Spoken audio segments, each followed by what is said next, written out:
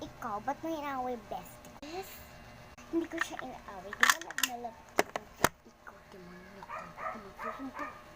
Awa mo naman ako sa bunutan. Buka mo pa awayan ng best friend ko. Pati ikaw ay ang mukha mo. Kakapal ng blush on mo. Mayayari ka sa akin.